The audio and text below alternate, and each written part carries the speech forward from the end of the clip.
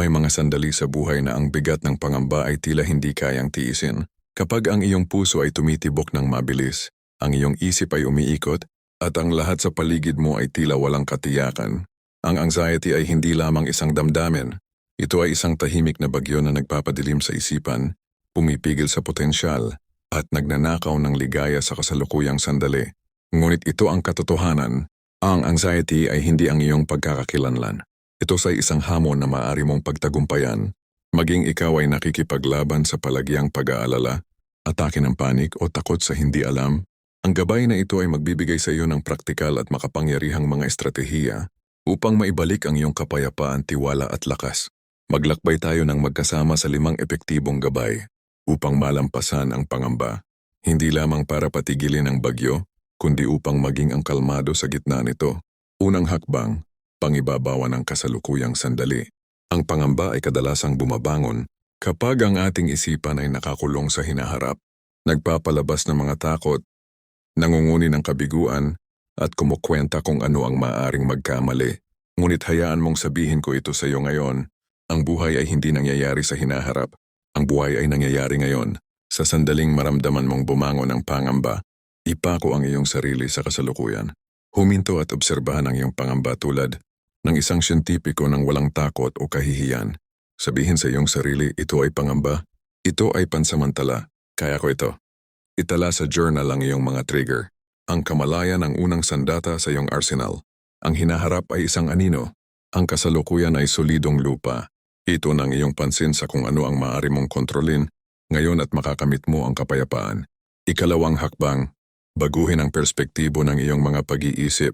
Sinabi minsan ni Seneca, tayo ay mas nagdurusa sa imahinasyon kaysa sa katotohanan. Ang pangamba ay umuunlad sa mga kwentong sinasabi natin sa ating sarili. Paano kung ako ay mabigo? Paano kung ako ay iwan? Paano kung hindi ako sapat? Ngunit ang mga ito ay mga pag-iisip lamang, hindi mga katotohanan. Ang iyong utak ay isang nagsasalaysay at kung minsan ito ay nagpapalaki sa panganib, upang malampasan ang pangamba, kailangan mong maging editor ng iyong isipan. Kapag dumating ang mga negatibong pag-iisip, huminto at itanong, ito ba ay totoo o ang takot ang nagsasalita? Palitan ang nakakasirang panloob na dialogo ng mga nagpapatatag na katotohanan. Sabihin, kahit magkamali ang mga bagay, ako ay makikibagay. Nakaligtas ako dati. Makakaligtas ako muli. Ang mga pag-iisip na inuulit mo ang magiging realidad na iyong ginagalawan.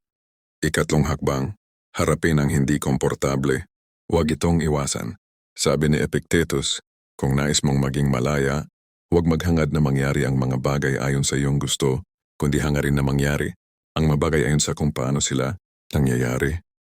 Ang modernong isipan ay sanay na umiwas sa hindi komportable, ngunit ang pag-iwas sa hindi komportable ay lumilikha ng bitag dahil ang pangamba ay lumalakas habang patuloy tayong tumatakbo mula dito.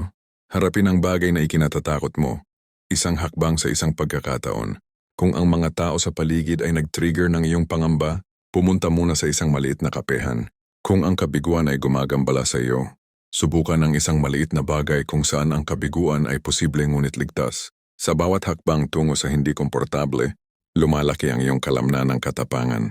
Ang paglago ay namamalagi sa labas ng iyong comfort zone. Habang mas hinaharap mo ito, mas kumunti ang kapangyarihan ng takot sa iyo. Ika-4 na hakbang, bumuo ng katatagan ng isip sa pamamagitan ng pang-araw-araw na pagsasanay. Hindi mo malalampasan ang pangamba sa pamamagitan ng pag-iwas sa buhay. Malalampasan mo ito sa pamamagitan ng pagtitiwala sa iyong sarili na harapin ang buhay. Ang pangamba ay umuunlad sa kaguluhan. Lalabanan mo ito ng istruktura. Lumikha ng pang-araw-araw na ritual na sanayin ang iyong isip na manatiling nakaugat. Pagmumuni-muni sa umaga, gratitude journaling, or stoic journaling. Magsagawa ng pang-araw-araw na ehersisyo, kahit na ito ay paglalakad, mindfulness o malalim na paghinga. Ang mga simpleng disiplinang ito ay nagpapatatag sa iyong nervous system at nagtuturo sa iyong isip na ito ay ligtas, nakaugat at nasa kontrol. Ika-5 hakbang, isuko ang mga bagay na hindi mo makontrol. Sa ubod ng stoicismo ay naroon ang isang katotohanan. Ikaw lamang ang responsable para sa iyong pagsisikap, hindi sa kinalabasan. Karamihan ng ating pangamba ay ipinanganak mula sa pagtatangka na kontrolin ang mga bagay na lampas sa atin. Ang ibang tao, mga kinalabasan ang hinaharap. Ngunit ang kapayapaan ay nagsisimula sa sandaling ititigil natin ang paglaban sa katotohanan. Bitawan ang kontrol, tanggapin ang kawalan ng katiyakan, sumuko sa hindi pagiging tiyak ng buhay. Malaman na anuman ang dumating, mayroon kang lakas upang harapin ito. Ang tunay na kalayaan ay ang pagpapaalam. Kapag tumigil ka sa pangangailangan na kontrolin ang lahat, ang pangamba ay nawawala ang kapit nito at ang katahimikan ang pumapalit. Hindi ka ipinanganak upang mamuhay sa takot, ipinanganak ka upang umangat sa kabila nito.